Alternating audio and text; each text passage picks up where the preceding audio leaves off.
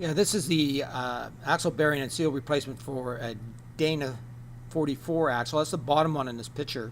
The top one's a Dana 35. It's totally different to change the bearing and seal.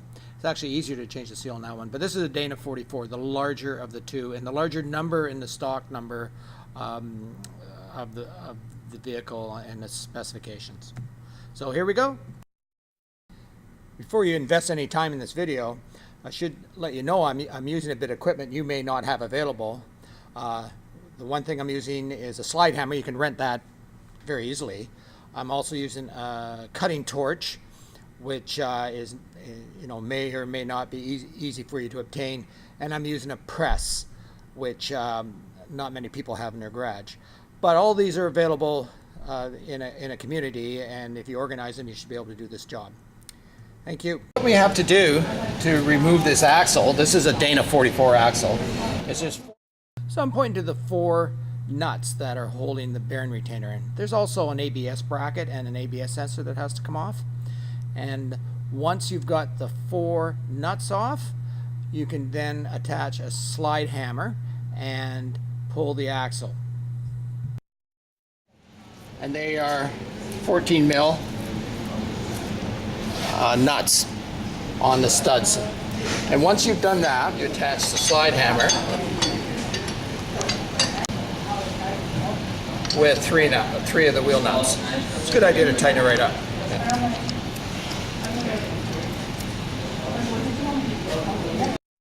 It'd be a good idea to use an impact gun to really tighten these, then you don't damage the nuts from the slack.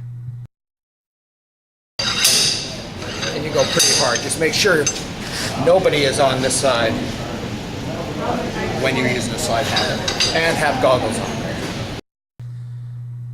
Well, I've got the axle out and I've put it into this vise, and I'm going to cut the bearing and the retainer off as much as I can. I'm going to be very conservative. I'm going to break or crack the last part of each, and then pound them off with a punch. So you can see the retainer and the bearing. The bearing's on the left there, it's shiny, and the retainer's the black, thicker part just ahead of it, and that's what I'm going to cut off. Okay, I'm going to cut this wheel bearing, rear wheel bearing off 2005 Jeep TJ. The seal's leaking, so it's just too noisy in the shop. So I'm going to adjust the cutting torch, and over a period of some time I'm going to cut off the retainer first, get it out of the way, and then go after the bearing. The retainer.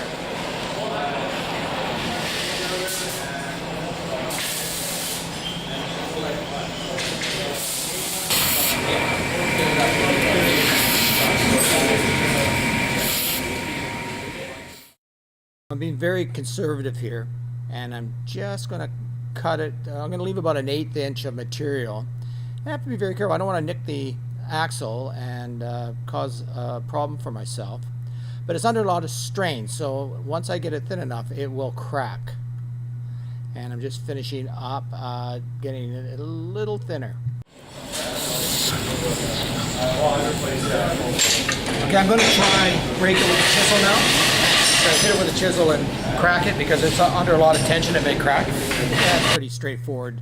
I'm just pounding away, trying to move it. It will crack, and the retainer will be off very shortly, and you can see it moving. You can see where I've burned it and weakened it, actually, not cut right through. There it goes. No nicks. Look at that. Now the bearing.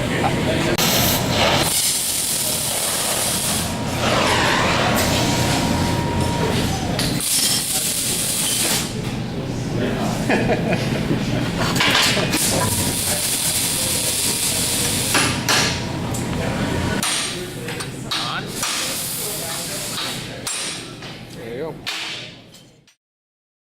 So that was abbreviated, but I've got the bearing off and the retainer off, and there's no nicks on the surface that they were pressed onto. So now it's cleaning it up as best we can, and and press on the new bearing and new seal. So we've got the pieces off. They're cool, of course. The crack there, yeah, you can see it that way. There's the crack that, because this is under so much stress. I think I did this one. So I've got the retainer right here, the retainer on, and the seal. Oops. With the spring on the inside, so the seal fits nicely. It's greased, but not. So then,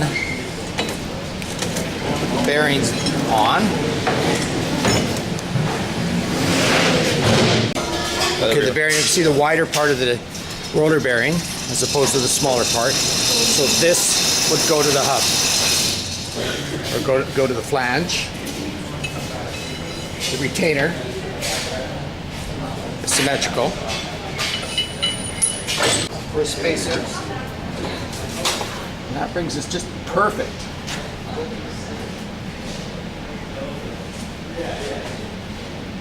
Now, close this off. I need it plugged in. Let's plug in the air.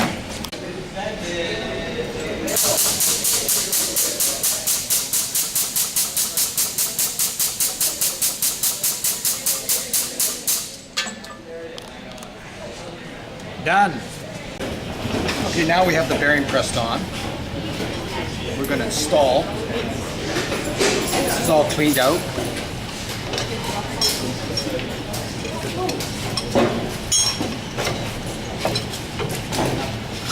Now we got to do this carefully.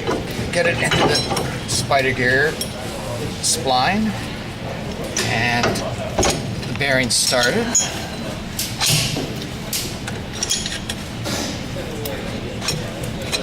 Make sure everything's out of the way. The retainer nuts, they're 14 or 9/16, so I'm going to use a 9/16. Don't forget the ABS sensor bracket.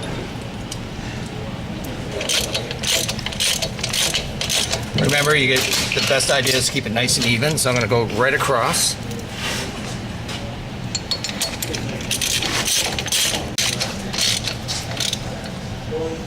Okay, now it's tight. That one's tight.